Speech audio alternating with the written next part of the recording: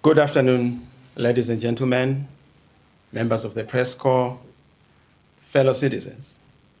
I come to you at such a critical moment in the history of our country, possibly after 2 years having left the dance floor, hoping that somebody else would occupy that dance floor. But I see there's none who has chosen to occupy the dance floor, and the dance floor is vacant. And I've seen it fit that I'm back on the floor to dance for my nation, to dance for the citizens, and to dance for the future.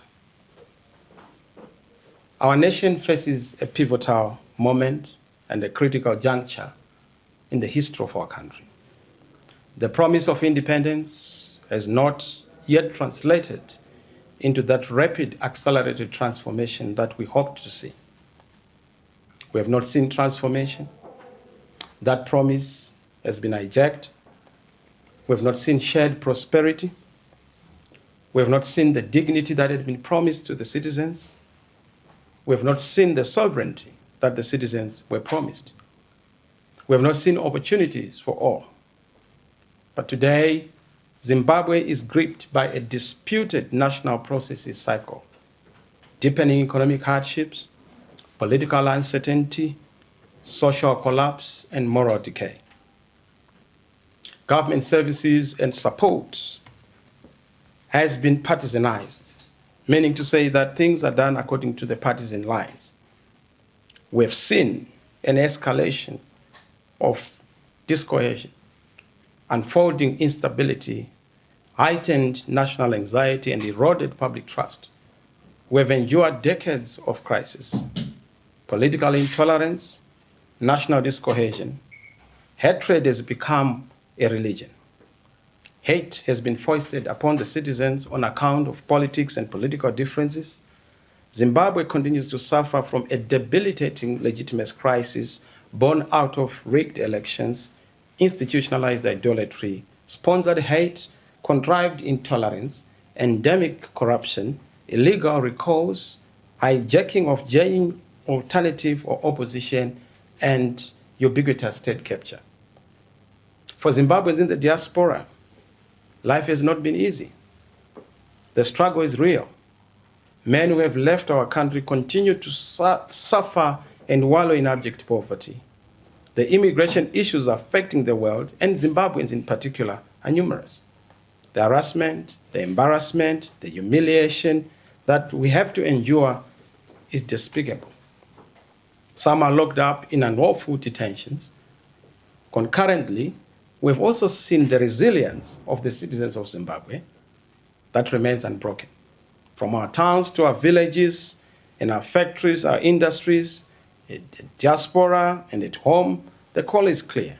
Change must happen, and change must kick in. Zimbabwe must reset. Zimbabwe needs a fresh start. This is the moment, a moment for a fresh start, a new beginning that is anchored on transformation, unity, hope, and purposeful action. We are all aware of the crisis in Zimbabwe. It is a crisis of a national proportion, a crisis of governance. It is a leadership crisis characterized by disputed national processes, discredited elections, and a stolen mandate which creates instability, uncertainty, hardships, and definitely shortages in everything. It has led to abuse, desperation, and division. We've been working tirelessly behind the scenes, even as I left the dance floor of the CCC. And a lot has happened. We're hoping to reignite the hope, and we are reigniting that hope. We have been working through the SADC channels and other channels globally to make sure that we build that global solidarity for the people of Zimbabwe to achieve change in no time in Zimbabwe. We must all understand that a false fight breeds a false victory. The entry point to the definition of the crisis in Zimbabwe must be clear. It is a governance crisis. In itself, a breakdown of a national consensus, a citizen consensus. A breakdown of a national order and a constitutional order. A breakdown of a governmental order. Zimbabwe has had these cycles, vicious cycles of violence, disputes, tensions, disagreements that are not resolved and solved. We have a disputed government, disputed elections, disputed mandates, and a disputed constitution.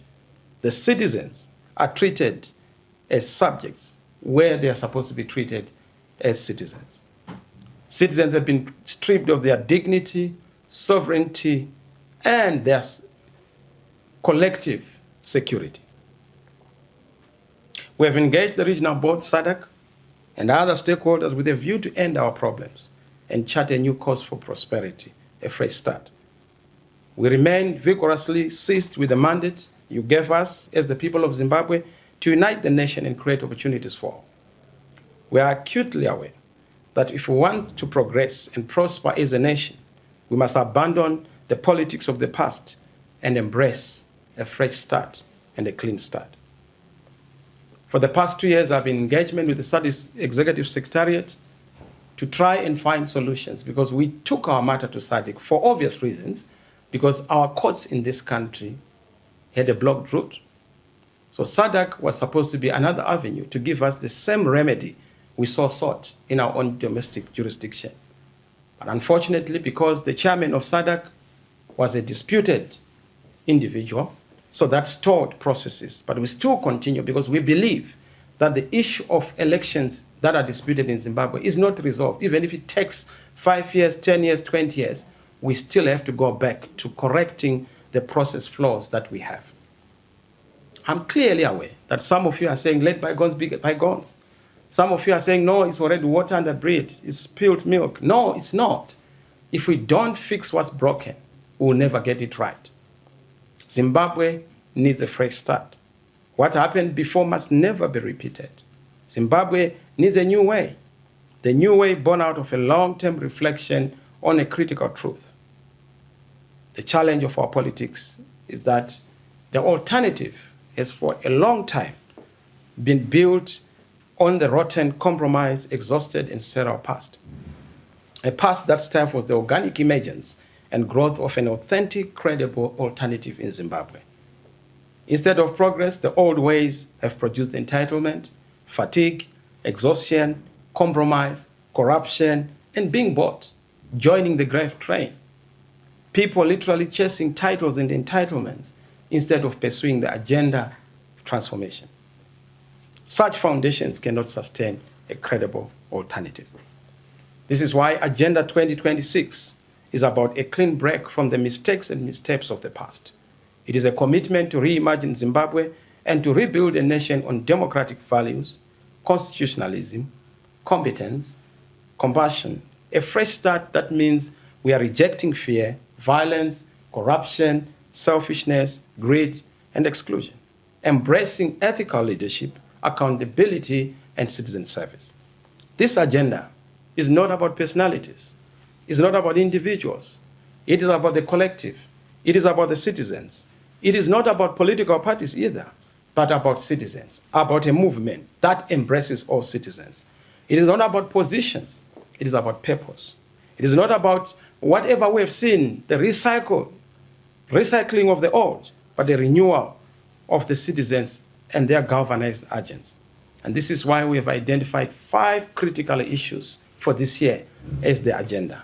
The first one is we are building a new national consensus across the whole country as number 1. A new national consensus entails what we want to see with the citizens, for the citizens, about the citizens. Citizens need a unit of action, a unit of direction, and of course a unit of destiny and destination. Unity is not imposed. It is built organically from below through communication, connection, conversation, consultation, and consensus. We are reawakening and exhorting citizens to define a new national consensus anchored on the citizens, not a small elite of politicians, opportunists, and careerists who just want to fly to parliament or fly to local authorities or to fly to State House, without clearly answering the fundamental and central questions affecting our country. What Zimbabwe we want, how we want it, that is the process and the destination. That unity is grounded in oneness. We fall together, we fail together, or we rise together. We are one nation, one vision, one future, one success, and even in circumstances of failure, one fall. There is no separate destiny for a few and for another. We must understand that we have over 5 million Zimbabweans in the diaspora, and it doesn't matter how good you are, even if you're a blue chip company, because you have a bad government, your goodness is eroded. You are a good citizen, but with a bad leadership, the ultimate is that your gains are negated. So the key agenda for this year is going to be to unite all progressive forces around this new national consensus, built on forgiveness, peace, healing of wounds, and oneness. That is our agenda. That is the basis of an everlasting national reconstruction and reconciliation. Number two, we are going to be reclaiming citizen agency and leadership. Let the citizens lead. Apart from understanding that we need oneness and the collectiveness, the togetherness, the movement together, we need to make sure that we reclaim citizens' role and agents. True transformation begins with you, the citizens.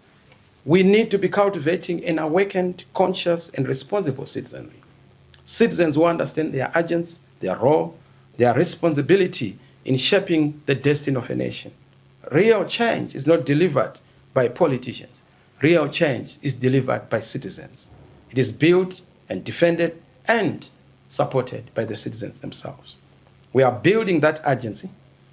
We are going to make sure that we do everything practically possible to act, mobilize, organize, recruit, conscientize, educate, and sustain so that information flows to every platform, every forum. According to our understanding, every corner must be reached so that grassroots mechanisms are indeed organic and are also activated in a mass-based way. We aim to build a nation of leaders, not followers, where every citizen is responsible for shaping their destiny. Citizen agency is going to be one of the critical elements as we build this important platform. Clearly, we need a movement, not just a political party. A movement is broader in cause. A movement is deeper in issues. A movement is more galvanizing for all the people to fight, not for positions, titles, or entitlements, but to fight for a functioning economy and a working country and institutional dignity. So that message must be spread so that there's stewardship across the board, even in communities. This year, because we are talking about leadership of the citizens, we're also going to emphasize action around the environment. Our environment, our resources have been decimated, plundered, and looted. We need to make sure that we go back to that paramount responsibility as citizens. The wealth of our nation must be protected. We are seeing our mountains being decimated. We are seeing our rivers being destroyed. We have seen even our forests being destroyed. We must defend our environment and our resources. Yes, we need to exploit them, but exploiting is not destroying. There's no exploitation that engenders destruction because we have future generations to protect and prosperity. So it's going to be one of our major issues as we go forward in terms of citizenship, leadership, to make sure that there is also environmental stewardship in the country. Number 3 agenda is preparing for the next government. Our strategic pivot and ultimate endgame is to form the next government, a citizens' government, supported by all citizens. So we are preparing for that government. It's based on competence, capacity, and capability. You have seen most of the people who have been deployed in some of these spaces, the local authorities and parliament. Some of them, they are guided by nothing but greed. And that is what we must fight. This phase is about readiness to govern, from a movement to a government, from the street to the state. And that requires deliberate investment in capacity, competence, and character, and the necessary policy depth, administrative readiness, ethical leadership, and institutional thinking that is required. Government is not about slogans or rhetoric. It is a responsibility to put in place systems and execute an agenda that responds to the citizens. I'm sure this government promised that there was going to be what they called the Third Republic, and they called it the New Dispensation. which has all turned out to be a new deception for everyone. Nobody doubts the deception because it's so evident for everyone to see. So forming the next government is going to be our critical component around policy structures, around strategies, around engagement locally and internationally to make sure that the readiness to govern is there. We serve, govern, and deliver good results for all the citizens in Zimbabwe. Number 4, we are going to be focusing on a new moral revolution. What Zimbabwe needs is not new faces in government, but it needs new forces in government. And we need more than politics. We need a radical revival, a moral reformation, a revolution of morals. We need values revolution, ethics and behavior to reshape the way we behave. This so-called thing of Mbinga, where we celebrate, accumulation of wealth in a primitive way, must go. We must celebrate hard work. We must celebrate proper industry. We must celebrate proper people being rewarded on the basis of merit. So therefore, we are going to ask every citizen to play a critical role in this revolution of morals, particularly the church, and especially our traditional leaders. There's going to be a critical focus on the youth, investing in the next generation, which is an important task. Young people have not been treated as stakeholders. Young people have been treated as snakeholders, with suspicion, almost left in oblivion. And that is our focus, focusing on the young people, equipping them, skilling them, capacitating them, raising the civic consciousness, ensuring that young people are ready to take the responsibility for this country's political, economic, and social, cultural transformation. Our commitment is to set up young people for success, prosperity, upliftment, and to allow them to innovate, to create and contribute meaningfully to national development. So we'll have a special focus as a citizens movement on the young people. Last but not least, which is agenda item number 5, is the international agenda. The world is in a crisis. Coups, rigged elections, illegitimate regimes, and the collapse of global governance have left societies, especially in Africa, vulnerable to exploitation, inequality, and systemic injustice. Contemporary international politics now is about transactional issues as opposed to dealing with fundamental issues around human rights, justice, citizen welfare, and strengthening strong institutions regionally, internationally, including continentally. As a value-centered principled alternative, we are working to make sure that we restore Zimbabwe's position as a leader. We will embark on a robust global advocacy campaign.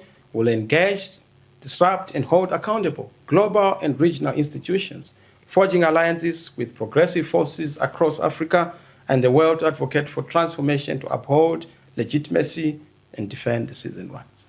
Our global advocacy campaign is going to take us to all the capitals of the world, using our diaspora structures and Zimbabweans in the diaspora as our ambassadors to help us galvanize and mobilize collective action and advocacy for the case of a fresh start in Zimbabwe.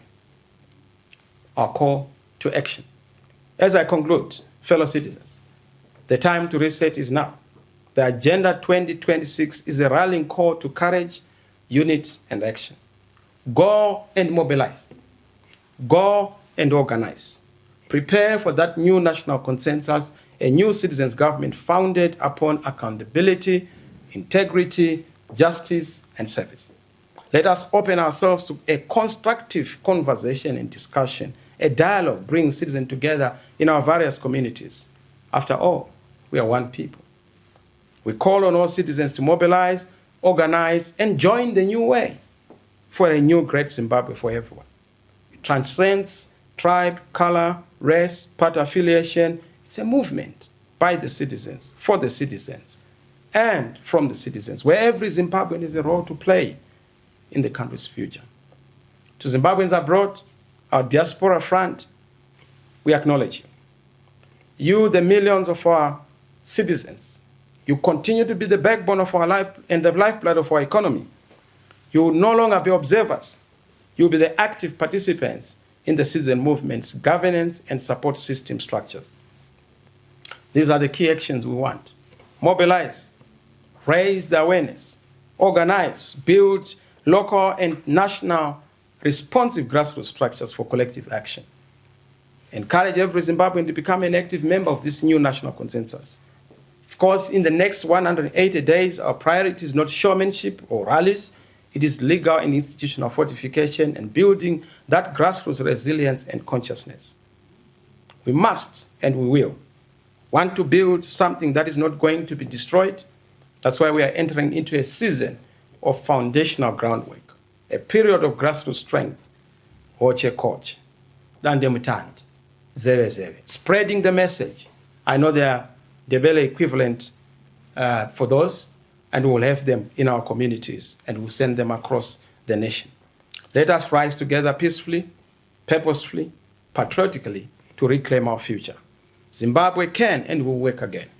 The new dawn, a fresh start, begins with us. In due course, I'll be announcing an executive program of action that will fulfill this agenda. I want to thank all the Zimbabweans who have continued to support us from across the political divide. We actually have more supporters in ZANU-PF because citizens are not divided by parties, though, of course, politicians want to divide people on the basis of politics. The church, we appreciate you. Business community, trade unions, labor, students, young people, women's groups, we appreciate you. Marginalized groups, we see your engagement and we appreciate it. Your feedback is appreciated. Over the festive holidays, I've been going around the country, meeting with people, hearing what they are saying, traditional leaders, emphasizing that something must give. But if you believe in that Zimbabwe, if you believe that Zimbabwe's days are yet to come and are not behind us, please come. Let us reason together. Join us. We need your expertise in policy, your local influence, your financial muscle to build that solid momentum that ensures that our moment comes and our message reaches the furthest and remotest parts of our beautiful country. The journey to a new great Zimbabwe begins. It does not start when we become a government. It starts with the foundation we lay today. And I thank you. Let the word go. Famba ine shoko. Hamba lomlayeso. In solidarity with all the citizens. God bless you. God bless Zimbabwe. I thank you.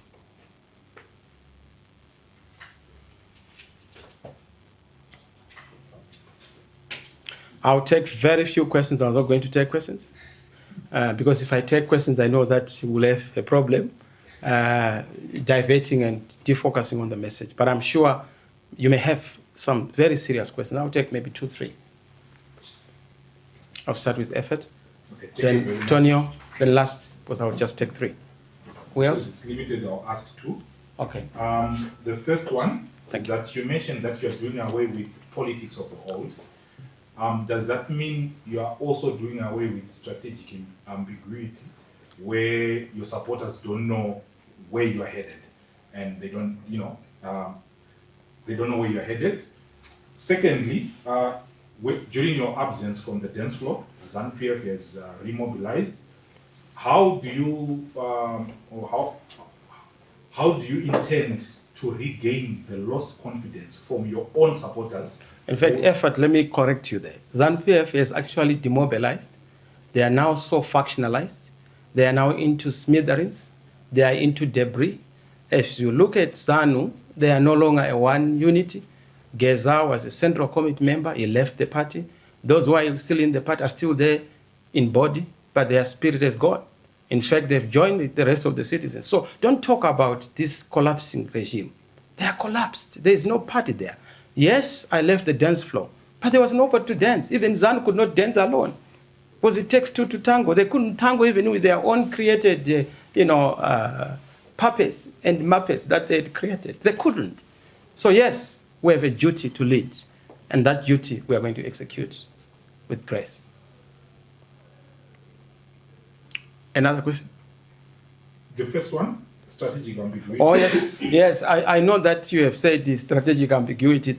It has actually fortified the base. That's why we won the elections in 2023, because the base is clear about what we are doing. Strategic ambiguity's target is not those who support us because they know what we are doing, they know the structures. It is the opponent who wants to pry into our affairs. And that's why they're in sixes and sevens. Yes, we'll have new politics. That will entail a lot of strategies that are going to be unpacked in due course.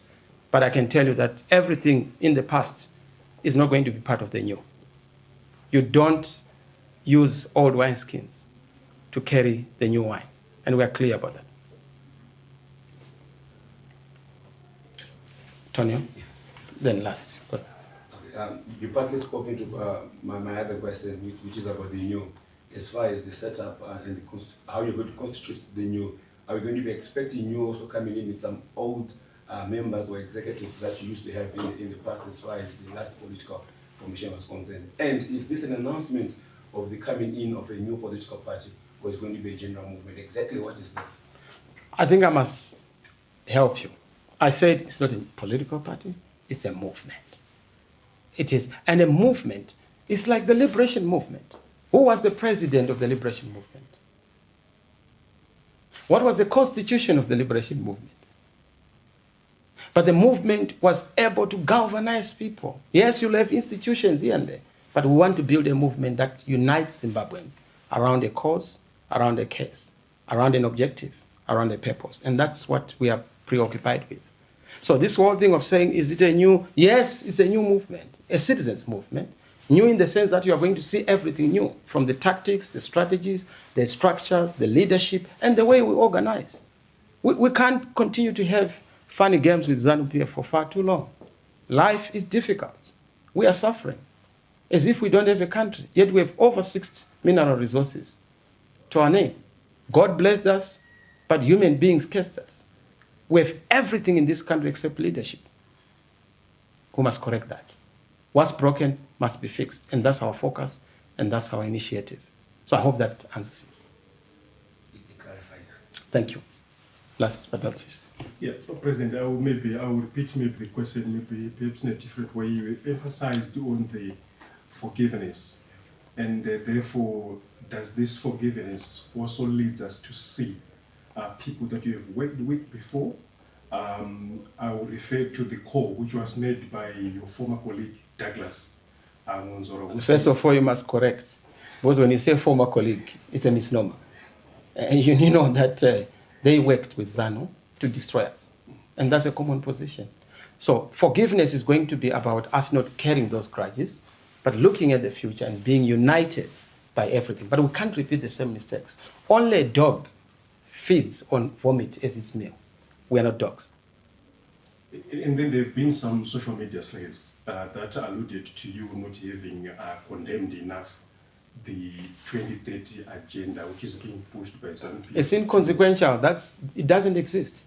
Even if ZANU were to wake up tomorrow and impose a parliamentary circus and fast-track things, that does not change the fact that Zimbabweans do not support that stupidity. That's foolishness. You know, it's a walk in the dark. It's a walk on the slippery slope. And they will fall. We have to organize. Citizens who are organized and mobilized can change a government anytime, particularly if the government is a disputed one. And if it has been rendered illegal and illegitimate, even by SADC, even by the AU, even by all the observer missions. So our focus is not on false fights. That's what I said. Don't fight a false fight. Assuming that we go and fight that so-called 2050, it doesn't succeed and we say we are successful. What is the definition of success? 2028? But no, that's not success. Even 2023 is not success. Success is for us to resolve what's broken. The constitutional order that has been thrown out through the window. Go and guard against abuses in government so that the governmental order is restored. So the issue is not about defending what's not there. The constitution can't be defended when it's not there. You can't defend a nullity unless if you are a nullity. You can't defend what does not exist. There's no constitution in this country.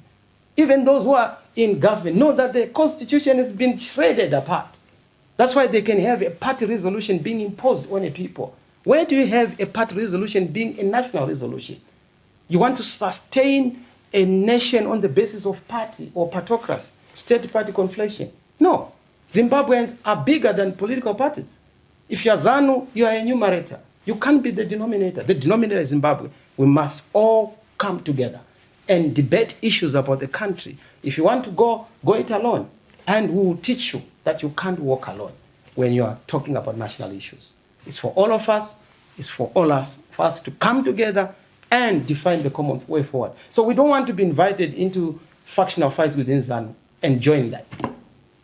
The crisis is a governance crisis, a constitutional order breakdown crisis, a governmental order breakdown crisis, the absence of elections. We go into an election as a ritual. What Museveni has done in Uganda, what we saw in Tanzania, partially what happened in Mozambique, that phenomenon must be arrested and curtailed. And it takes citizens who are bold, decisive, and are clear about what they want, and will lead the charge. You know, in the interest of honoring ladies, I would just say allow my sister. But otherwise, you know, in a fair world, I'd say 3. Okay, you say this is not a political party, it's a movement. So does this movement have a name? Oh yes, you see, it's an organic animal. It's everywhere. You know, if you want the real name, you see when ZANU screams. They will help us pronounce that name. But you know, we have been down this route. We know how they operate. We have also learned them, you know, and we'll teach them a lesson. So do you have structures? Oh yes, everywhere. We are all over. That's why you see that wherever you go, if you drop a stone in this country, chances are you will hit a citizen movement supporter. Wherever you go, you can ask ZANU. They will tell you. That's why they can't afford to operate without shouting our names and obscenities against us. They know that we mean the real deal and the real game. And governing a country is not a solo affair. ZANU cannot do it alone. They've done it alone and we've allowed them, but we will not allow them any further. I thank you. God bless you. Have a blessed new year and wish you a fresh start. Thank you.